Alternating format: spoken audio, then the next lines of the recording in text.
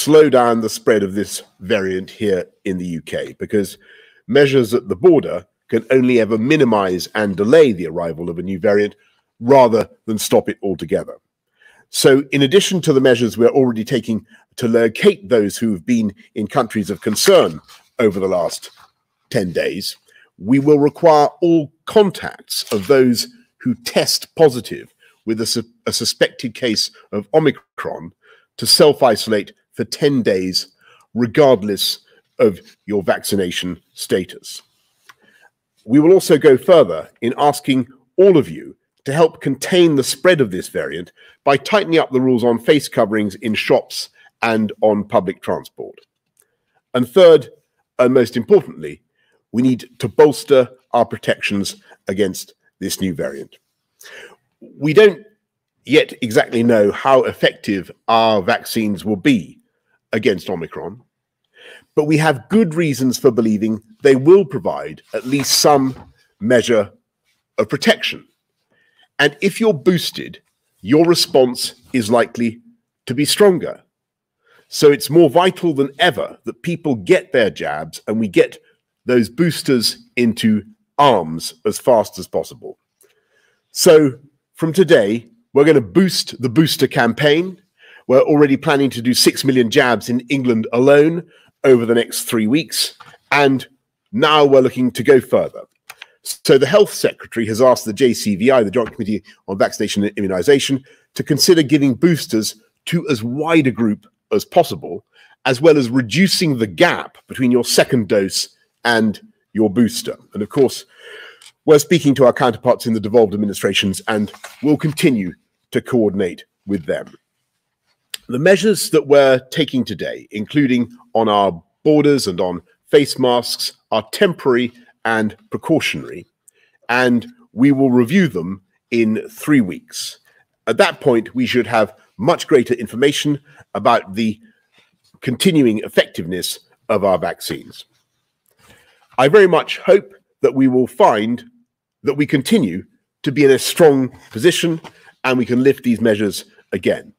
But right now, this is the responsible course of action to slow down the seeding and the spread of this new variant and to maximize our defenses so that we protect the gains we've worked for so hard and so that we can continue to save lives. Thank you. I'm going to ask Chris to do the slides. Thank you much, Prime Minister. First slide, please. We thought it was sensible to start off with the existing situation, which is almost entirely Delta, because that is the problem for people who are currently being infected, currently in hospital and currently dying. This isn't to say that Delta is worse than Omicron, it is simply to say this is what the majority, by far the majority of cases at the moment are.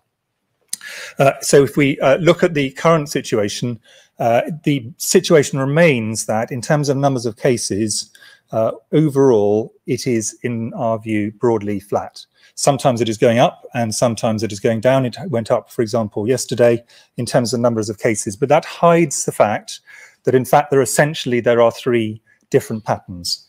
In younger children, there is quite significant transmission at this point in time, and rates are increasing in many parts of the country. At the other end of the age spectrum, as a result of the booster program, almost certainly, rates are beginning to drift downwards in people over 60 and particularly people above 70. And the result of that is that we're seeing an improvement in the group who are most vulnerable. And then between those ages, I would say broadly, the rates are flat. They're slightly higher in certain ages and slightly lower in others. But those are really broadly the 3 patterns. Next slide, please. As a result of the fact that the numbers in the older age groups and vulnerable people are getting their booster vaccination, the numbers going into hospital, despite the high and in some areas rising overall numbers, the numbers going to hospital are gradually decreasing. This is not a sudden drop, this is a gradual drifting down, but if the numbers overall remain roughly as they are, we should hope that this should continue to be the case as the booster campaign, which is very successful, very large numbers of people coming forward, continues to provide significant additional protection to people over the next weeks. Next slide, please. And this is fortunately translating again into a gradual reduction in the number of people who are dying of COVID. Next slide, please. Looking at the vaccination programme that the Prime Minister talked about, we're continuing to see increases in the number of people coming forward for their first vaccine and also people coming forward for their second vaccine as part of their primary course. And that is absolutely essential. Anybody who is not vaccinated can, I please strongly encourage you to do so. The rates are already very high with Delta, and we now have this new risk coming through. Next slide, please. And when we look at the booster programme, the rates of this are going very well at the moment. As you can see, day by day, the number of people who are getting this significant additional protection from the booster are increasing. So that's the summary in terms of the overall epidemic. Now just moving on to a few additional facts on the Omicron variant, just to add to what the Prime Minister has said. We know that there are cases have been seen out of 4 countries in Southern Africa, not just South Africa. And we know that they've been imported into several countries around the world, including Hong Kong, which reported one of the first cases, Belgium, and most recent reports suggesting Germany, and now in the UK.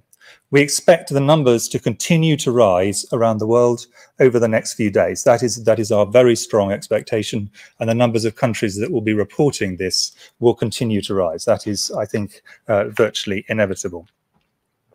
Here in the UK, as the Prime Minister says, there are 2 cases that have been formally reported, the first in Essex and the second in Nottingham.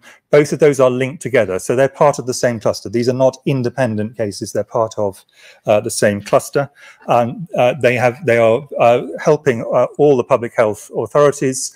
They are self-isolating, and there is contact tracing going on by the UK Health Security Agency around all of these. I just wanted to say a little bit about how the virus, with the reason that we are concerned about this virus. And essentially it is, as the Prime Minister said, 2 different things. The first question is a virus capable of spreading? And this one is spreading rapidly in many areas. So, for example, in the Gauteng area of South Africa, up to 90% of the cases that have been reported and genotyped we are told are of this new variant. So spread is clear, and it's spreading around the world. So to achieve the first thing, it definitely can spread. Second question is, to what extent is that because it is able to escape immunity from prior infection or from vaccination? We do not at this stage know, but what we do know is that there are quite extensive mutations on the spike protein, which is an important part of the virus. And the reason that is important is that is the bit which all the vaccines are against, and indeed which most natural immunity is against. So there is a reasonable chance that at least there will be some degree of vaccine escape with this variant. Now, an important thing which we've said previously with other bits of immunity with viruses is that it is easier for the virus to achieve ability to escape for infection than it is to achieve escape for severe disease and then on to mortality.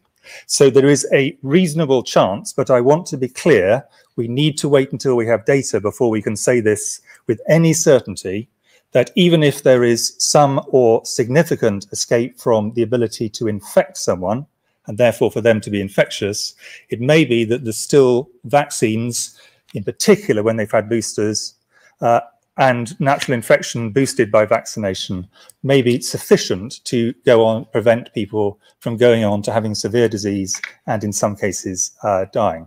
So that is the reason that the Prime Minister has emphasised so strongly the need to boost on top of a primary course, because the stronger the immune system response, the more it is able to deal with a relative disadvantage due to the genetic makeup of this virus. I'm now going to pass over to Sir Patrick, who's going to add to those points. So viruses will continue to change, and they change all the time. There have been many variants. The reason this one is worrying, as Chris has said, is the combination of transmissibility, and the potential for some degree of escape from vaccines because of the number of changes. That means, therefore, there are three things that need to be done, as the Prime Minister has said. The first is to try to limit the number of cases that enter the country from places that have got lots of cases, and that means trying to detect people and prevent them from spreading in the country. The second is to make sure that when we do have cases in the country, and we will have cases, just as other countries will have, that we try and limit spread in the country. And that means detecting those cases, making sure the contacts are identified and that clusters are identified and contained. And the third is to bolster our defences.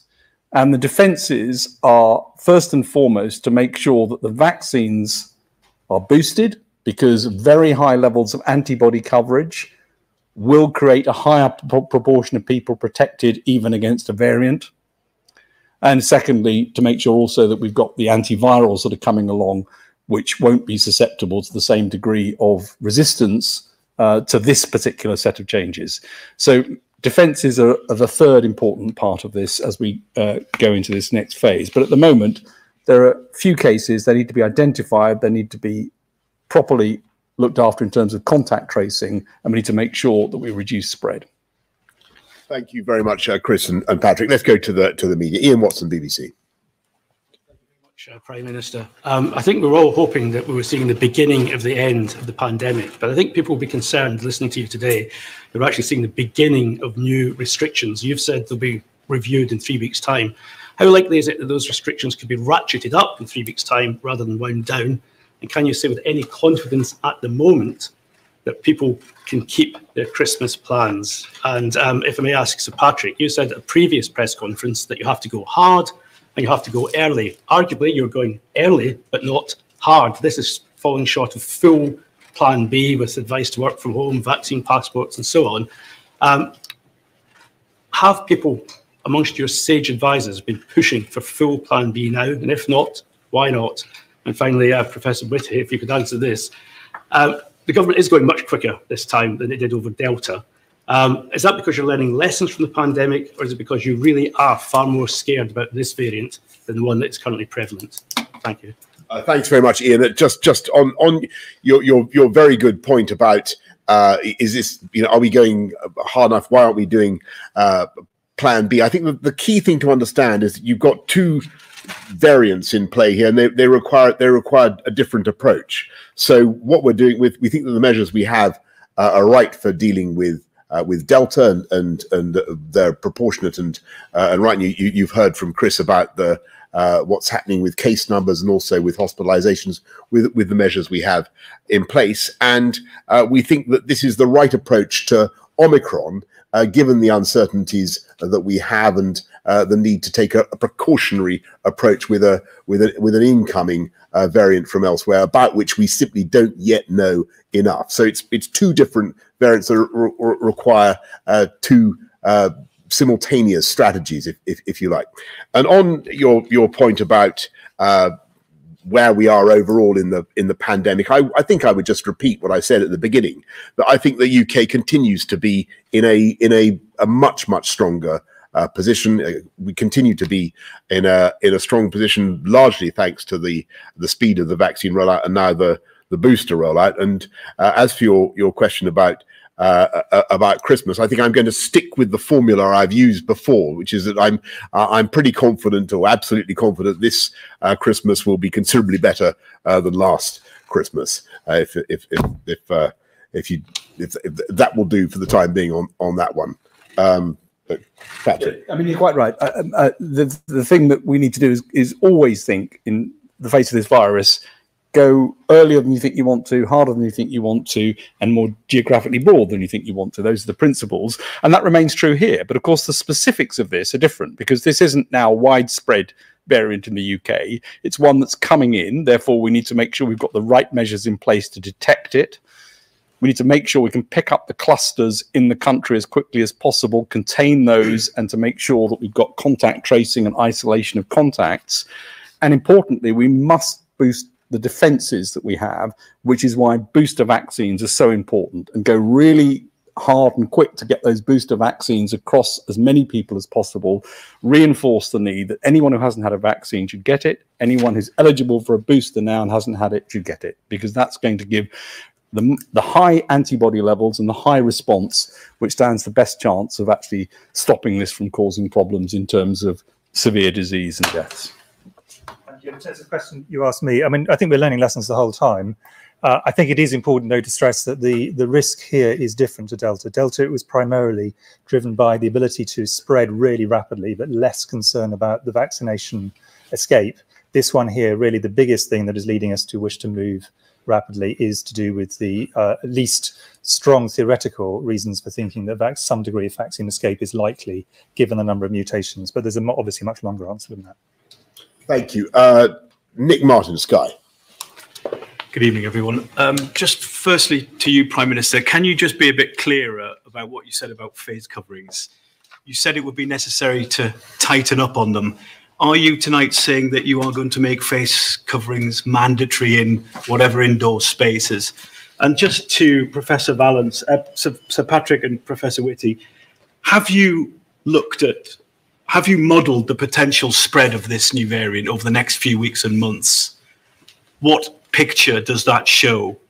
And can we really rule out lockdowns as a result of what you know about this variant? Nick, thank you very much. On face coverings, what we're looking at is retail and transport. So just going back to a position where you have to wear them in retail settings or on public transport. But the Health Secretary, Saj, will be setting out more in the course of the next day or so. In terms of the modelling of this, in order to model, you need some information around the increased degree of transmissibility or otherwise, and that's still being collected. So we don't yet have enough information to know exactly whether this is more transmissible, if so, by how much. What we do know from South Africa, and Chris has alluded to this, is there are pockets of rapidly growing outbreaks, but that's a rather different situation. So we're trying to get that information. I have to say the South African scientists have been absolutely brilliant. They've been brilliant at detecting it. They've been brilliant at sharing that information, and that's been very helpful to the whole world, actually.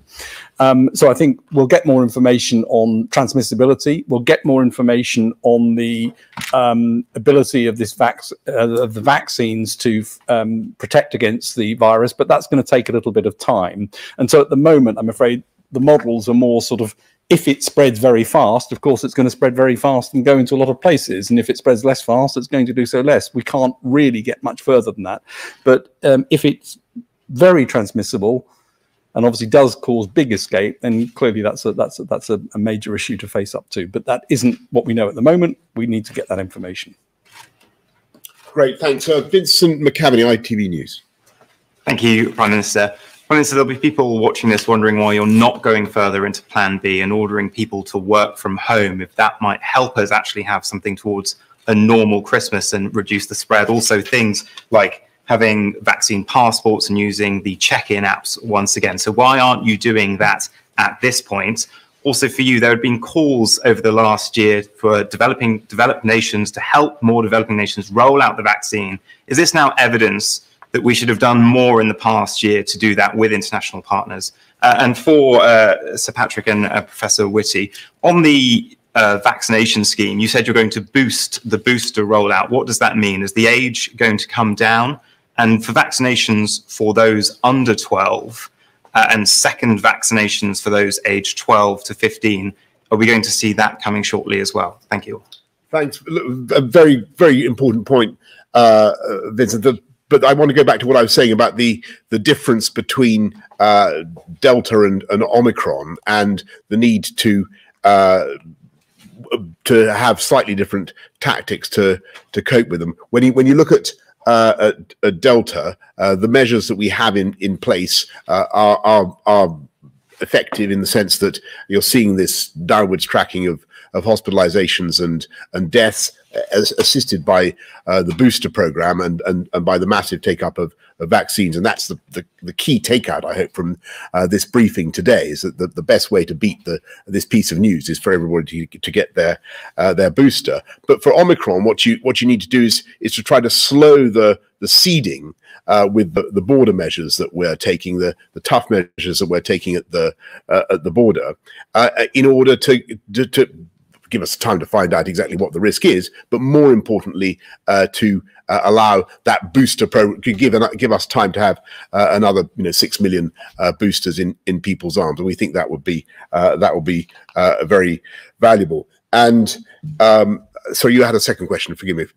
There've been many calls to help developing nations. Yes, I'm sorry. On vaccines around the world, that is something that I think the UK can be incredibly proud of, and we've done a huge amount to vaccinate the world.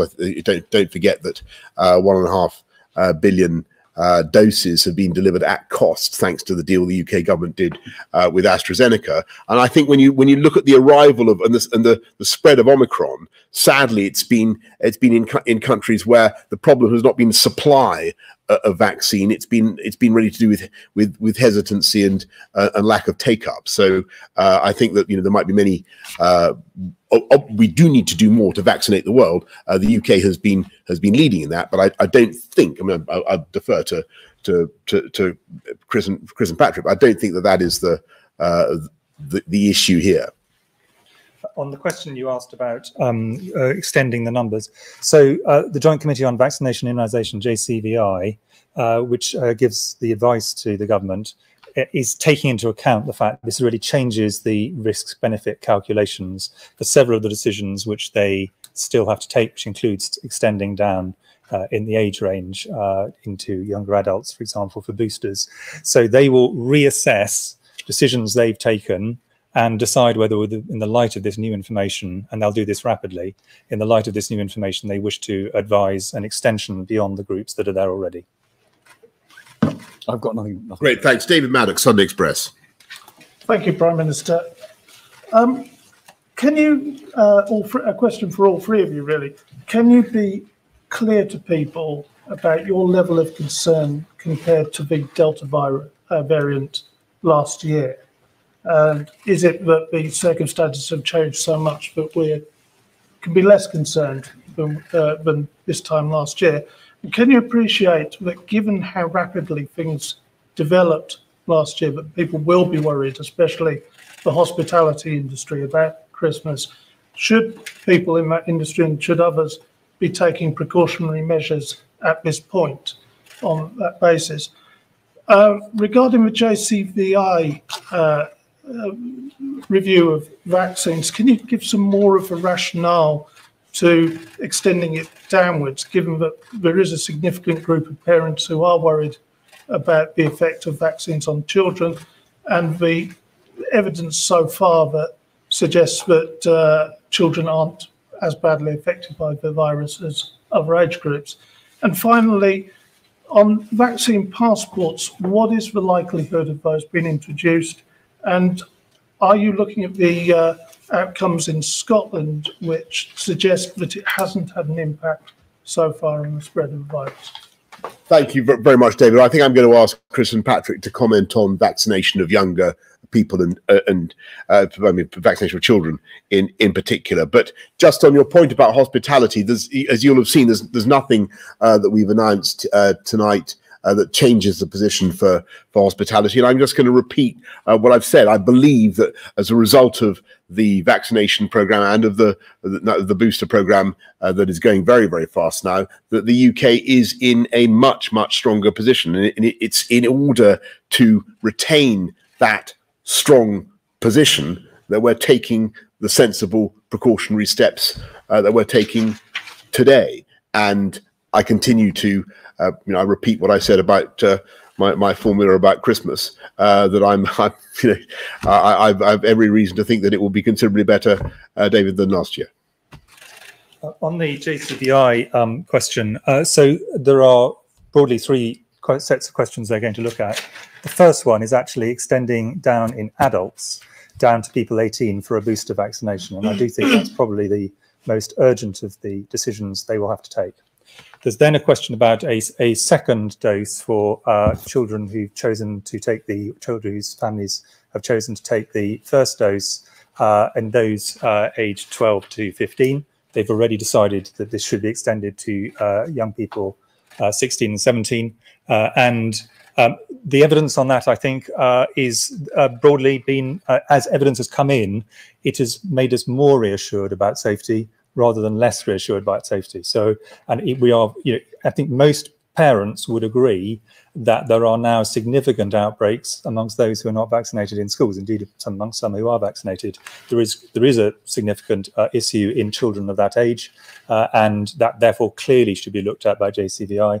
And then they will look additionally at the younger age groups, and they will take a view as to whether they think the evidence is clear enough. Obviously, some countries like the USA have already decided to go in that direction, but JCVI are an independent committee. They will take the decision based on the science that's in front of them. But to go back to this point about, were we more concerned or less concerned? The point we have at the moment is there's a lot of uncertainty about the new Omicron variant. And because of that uncertainty, it is sensible to take a precautionary approach until we know which way things are going, and do that rather than look back and wish we'd done so before. Yeah, I mean, just to add to that, I mean, I think the one thing that I think makes people concerned, and that's why there's so much interest in this, is the number of mutations and the way in which that might change the immune system's recognition of the virus, which is how you get vaccine escape. So that's why people are concerned about this. But as Chris said, there's huge uncertainty about exactly how that translates into protection, and that's what needs to be looked at. Reasons to be overall much less concerned in the long run is because we've got vaccines that are effective. The vaccine manufacturers actually can change them quite easily. So we've got a very changeable platform of vaccines now, and we've got drugs coming along, antiviral drugs, which work. So we've got a far greater armamentarium than we had months ago, and certainly, a totally transformed picture compared to a year ago. I certainly agree with that. David Wooding's son. Prime Minister, I want to push you a little bit more on Christmas, please, because it's the thing which is at the forefront of our minds. I take your view that we'll have a better Christmas, and I'm glad to hear that. But can you, for the sake of you people watching and for our readers, say how important it is to use these mitigations, wearing your mask and all the other things, in order to have a good Christmas this year? Could I also ask a couple of your two experts? Professor Whitty, you mentioned that some people might have a bit of fatigue about abiding by the restrictions after 2 years of this. Do you think that there'll be any problems in that area with this new variant as we try to get people back into some more restricted lifestyle? And Sir Patrick, how long do you think it would take to get a vaccine tweaked that might be able to deal with this once we taking into account we need to have the fact before we do that? And secondly, the amateur scientists among us were saying a couple of days ago when we first heard about this variant that if it's there, it's already in Britain, and so it came to pass that it is. So will the amateur scientists now thinking, oh gosh, it's going to be spreading through Britain rapidly, it'll let rip before long? Is that something we need to fear about, or how can you calm us down on that one? Thank you.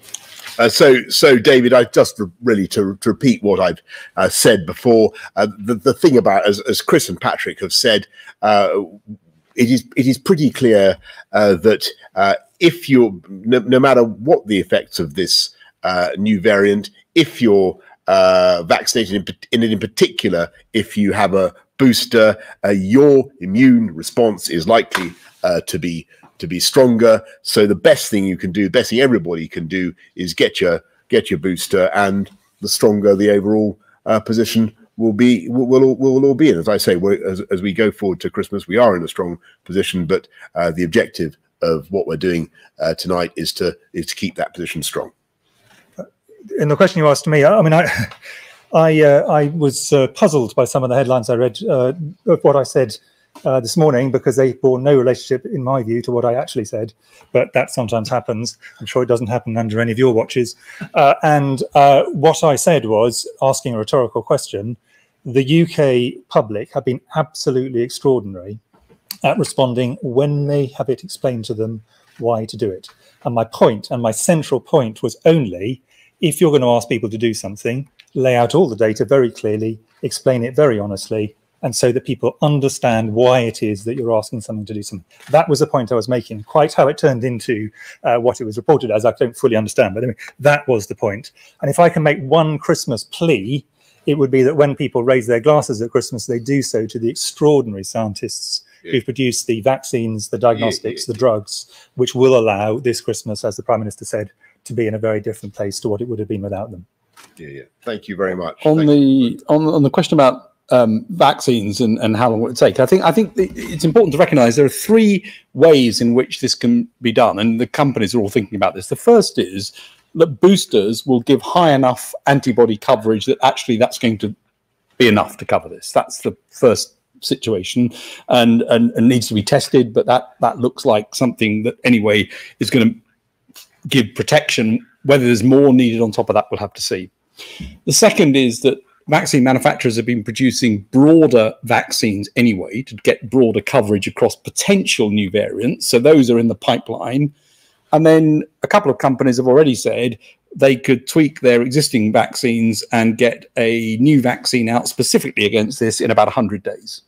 And so those are the sort of three scenarios. Clearly, the one which is the one to really go for now is boost, because it is the case that as you keep boosting with the vaccine, you get slightly broader coverage because the immune system knows it needs to get broader. And because the antibody levels are so high, it actually causes enough coverage of other variants to be effective. So I think that's really why the boosting is so important.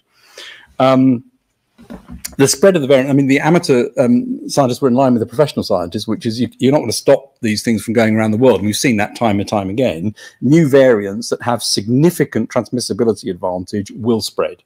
So the question on this one is, does it have significant transmissibility advantage? Those data are being looked at and collected. So we do expect it to spread. You can delay the spread by actions.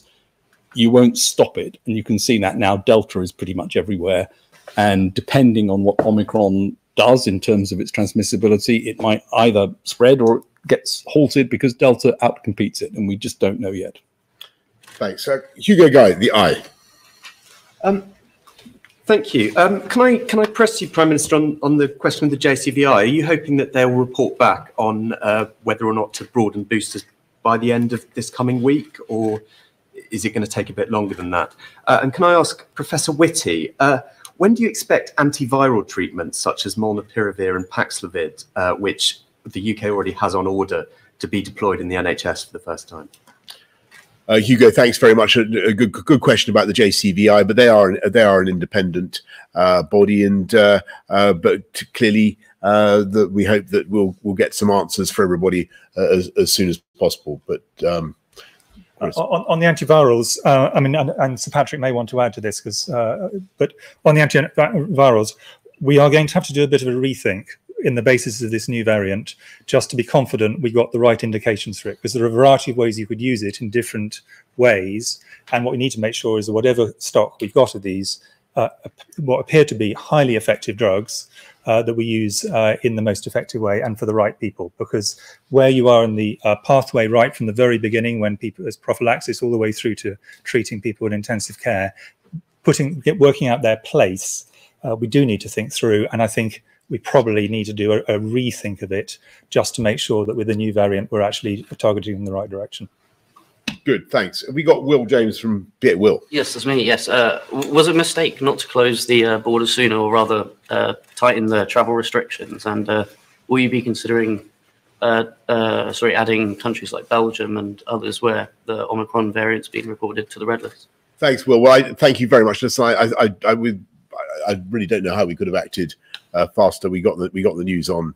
I was told about it on, I think, Thursday, and we closed we put quite a lot of Southern African countries on the red list yesterday, some more today, and what we're announcing is some tough measures for I'm afraid for everybody traveling, so that you have to do a PCR test as soon as you get back here, and you've got to isolate for 48 hours until you get a negative result. And I'm afraid that may sound tough, but that is just the way it's got to be.